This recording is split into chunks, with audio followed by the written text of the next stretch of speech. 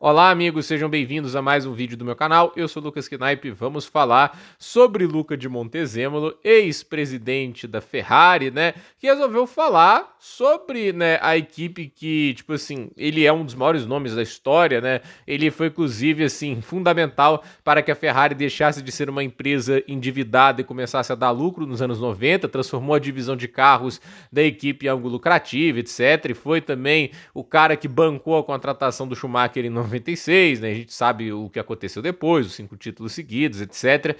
Mas a questão é, o Luca de Montezemolo já tem uns 10 anos que ele não tá mais na Ferrari, né? Ele saiu em 2014, um momento que a equipe não tava muito legal.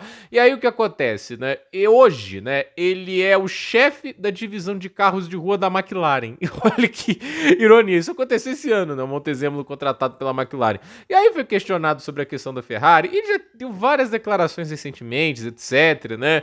Eu acho que assim, eu não sei o quanto que o Luca de Montezemolo tem um pouco de raiva, acho que do Sérgio Marchionne, né? Que tem muita gente que fala que acho que o Marchionne começou a tirar o poder dele na equipe, né? Que depois o Marchionne assumiu a Ferrari, infelizmente o Marchionne até faleceu alguns anos atrás, né? Mas a verdade é que assim, a gente teve o Luca de Montezemolo sendo questionado, ele falava que a Ferrari hoje virou uma equipe muito sem alma, etc. E nessa última entrevista ele falou que até o Bolonha, que não é campeão italiano desde 64, deve encerrar o jejum antes da Ferrari, né?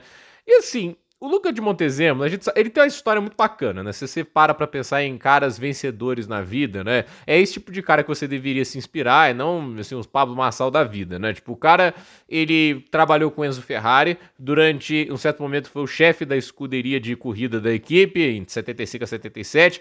O trabalho dele foi tão bom nessa época, viu? 2 títulos do Niki Lauda, que a Fiat começou a colocar ele em cargos cada vez mais importantes lá dentro, a família Agnelli confiava muito nele, ele ganhou grandes influências na política, quase concorreu, né, a primeiro-ministro italiano, mas vai lembrar que foi um dos organizadores da Copa do Mundo de 90, e aí quando o Enzo Ferrari morreu, a Fiat o transformou em presidente da equipe, né? Como eu disse, pegou uma divisão de carros que só dava dívida e transformou em lucrativa ao ponto que a Ferrari, acho que em 97, comprou até a Maserati. Aí em 97 ele também virou presidente conjunto da Ferrari e da Maserati, né?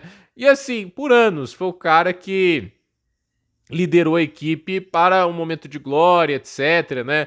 Ele foi uma mudança necessária, ele ajudou até assim, ele ajudou a bancar a quebra de tradições, por exemplo, o Enzo Ferrari nunca abriu a mão do V12, né? Tipo, e foi a partir ali da gestão do Montezemolo, não foi de imediato, né, que a gente viu a Ferrari abrindo mão do V12, abrindo mão de algumas tradições. E a verdade é que assim, eu já falei aqui, eu fiz um vídeo sobre a Ferrari, no vídeo que eu comentei que desde que o Schumacher saiu, a Ferrari ganhou menos corridas do que o próprio piloto alemão ganhou em todos os 11 anos que ele teve na equipe. E não tá próximo, ainda são 16 vitórias a mais. Então, o Schumacher, ele teve um período tão vitorioso na Ferrari que é um negócio assim, é difícil você ter, tipo, isso repetindo, evidentemente, por uma diversa quantidade de fatores, mas esse não é o maior problema. A Ferrari, ela falhou com o projeto quase todos os anos depois. Os 2 melhores anos pós saída do Schumacher foi 2007 e 2008. Não foi 2010, 2012, 2010, 2012, só foi lá disputar título porque o Alonso pilotou muito bem. De resto, assim, a Ferrari teve alguns momentinhos, né? Grande temporada 2018, 2017, o início de 2022, ou até mesmo agora em 2024, foram momentos muito esporádicos e, assim, não fazem mais um carro dominante há muito tempo, né? O último carro dominante de verdade da Ferrari é 2004, né? E, assim, para pensar, 21 anos desde o último carro dominante, é bizarro. Mas a gente para pensar, a Mercedes tem vários carros dominantes, a Red Bull também teve, a McLaren acabou de ter um, né? Esse carro é dominante, os pilotos que não são. Mas o que eu consigo olhar e falar é, tipo, ele tem as suas razões de alfinetar e etc. Mas eu vou falar uma coisa aqui sobre o Montezemolo, né? Independente, a gente não sabe os bastidores, mas ele mesmo tinha perdido a mão lá depois da saída do Schumacher e, obviamente, com a mudança de regulamento de 2009, né? Inclusive, assim, eu não sei até que ponto ele interferiu, por exemplo, na decisão que demitiu o Aldo Costa da Ferrari. Por exemplo, eles perdem o título por 4 pontos em 2010. Em 2011, para quem não sabe, já estava tendo alguns ajustes de regulamento, proibição de barbatana de tubarão, etc, né? Eu acho que teve isso, né? Porque em 2010 todos os carros basicamente tinham, em 2011 não teve, né? Mas teve muita mudança de aerodinâmica na temporada de 2011 e a Ferrari acabou não tendo um carro tão bom. Mas assim, só foi o carro cair de nível que o cara foi demitido e teve que buscar outro projetista, etc. A Ferrari começou aquela rotatividade enorme de funcionários, né, que continua acontecendo até hoje. Então, a história que a gente fala aqui é, essa bagunça que a Ferrari tá vivendo hoje, ela não se diferencia tanto da bagunça que a Ferrari foi nos anos 2010, mas que naqueles anos eles tinham conseguido manter um carro competitivo certo ponto ali, etc.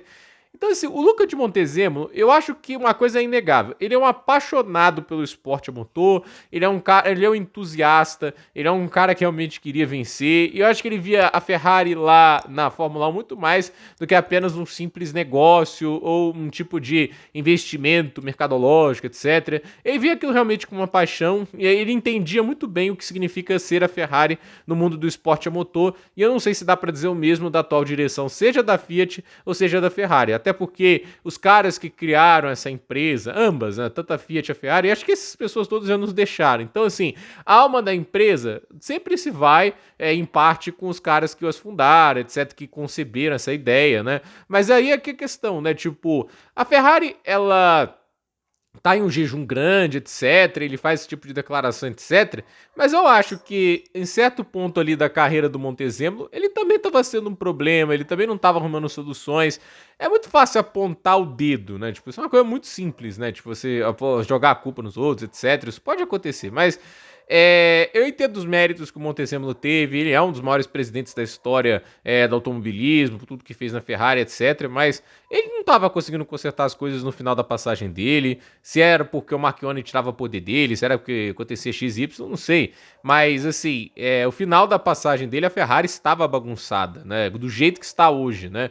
Os problemas que a gente vê na Ferrari hoje, eles não são de agora. Eles não são a coisa que aconteceu da noite pro dia. Isso é o tipo de situação que vem acontecendo há muito e muito tempo. Então, assim, a declaração, eu não acho que ela é infeliz, mas vira uma provocação, até uma falta de respeito para um lugar que faz dele esse nome histórico, né? Tipo, porque assim, a gente falou aqui, o cara que agenciou a Copa do Mundo de 1990, ninguém sabe disso, a não ser uma pessoa que pesquisa a carreira do Montezemolo. E é grande, é um negócio bacana, né? Os cargos que ele teve na Fiat, etc. A gente conhece o Luca de Montezemolo porque ele foi presidente da Ferrari, um histórico presidente da Ferrari, etc.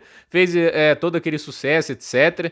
Eu acho assim, eu entendo provocar, mas parece que o cara tem uma mágoa guardada, né? Tipo, da saída dele. Porque é estranho ver um negócio desse. Porque quando você sai em bom ambiente, etc., acho que no mínimo você vai tentar ali chegar e tentar ali apaziguar, mostrar o respeito à escuderia, né? Mas o cara realmente me parece que a saída dele foi um negócio atribulado, né? De que interferiram no que ele queria fazer, sei lá. Porque realmente, assim, ele tem. Não é de hoje que ele vem tecendo críticas ao que acontece dentro da Ferrari. E eu já falei aqui, a Ferrari hoje, e já tem tempos, ela não tem um projeto bem definido. A Ferrari, ela infelizmente está sendo gerida de uma maneira muito porca e assim, não tem uma estabilidade das pessoas que trabalham lá dentro, não tem confiança alguma, tipo, qualquer pequeno fracasso já é sentença de saída da equipe. Como eu disse, o Aldo Costa saiu da equipe pelo carro de 2011, que é uma obra-prima comparada a essa carroça que eles fizeram esse ano. Então, assim, o carro de 2011 custou o emprego de um dos maiores engenheiros aerodinâmicos da história da Fórmula 1. Sendo que, assim, era um carro ok, tipo, não era uma catástrofe. Então, é um negócio surreal que a Ferrari se tornou sim. Mas, assim, como eu disse, esse negócio do Aldo Costa foi durante a presidência dele. Então, assim, até que ponto a equipe de Fórmula 1, o mérito é dele ou das pessoas que permaneceram lá muito por causa ali daquela organização que era montada em torno do Schumacher, né? Porque, assim, Ross Brown, Jean Todt, tanto o André Stella, que ficou lá na Ferrari mais tempo, né? E aí a gente pode colocar o próprio Michael Schumacher, etc. Tem mérito, obviamente, do Montezemolo, porque ele foi o cara que bancou a chegada do Schumi, mas quando o Schumi saiu, uma parte dessas pessoas saíram e a gente viu a Ferrari ser afetada por isso. Então, é aquele negócio, né? Tipo, ninguém tira o sucesso que ele tem de transformar a Ferrari no mundo automotivo no sucesso que se tornou. Isso aí é um negócio assim, é histórico que o Montezemolo fez lá.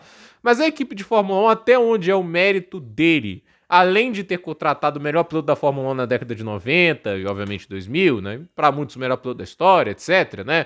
A questão é, tirando isso, né? Tipo, o que teve de decisão do Montezemolo que mudou tudo isso? Aí eu não sei, né? Se ele só o cara que deu o cheque em branco para esses caras que entendem do negócio fazer as mudanças, né? Mudar a pista de Maranello, mudar o padrão dos testes, aí ainda já é um grande sucesso, né? Mas, como eu disse aqui, ok, ele tem o direito de criticar e tem o direito de provocar, mas assim, ele não estava sendo grande qualidade para a Ferrari no final da passagem dele. Para mim, essa é a minha opinião, e eu tenho um respeito gigantesco pela figura dele, um dos maiores nomes da história do automobilismo, etc. Mas assim, sei lá, né? Eu acho assim legal que o cara possa fazer o que fez na Ferrari, etc. Mas essa provocação, cara, me parece até desrespeitoso, né? Tipo, muito do que o cara se tornou se deve muito ao que o Enzo Ferrari deu uma chance a ele, né? E a carreira dele de sucesso, a maior parte está atrelada a essa empresa. Então, complicado. Então, gente, por esse vídeo é isso. Dúvida nos comentários, deixe seu like, se inscreva no canal, compartilhe esse vídeo e até o próximo vídeo.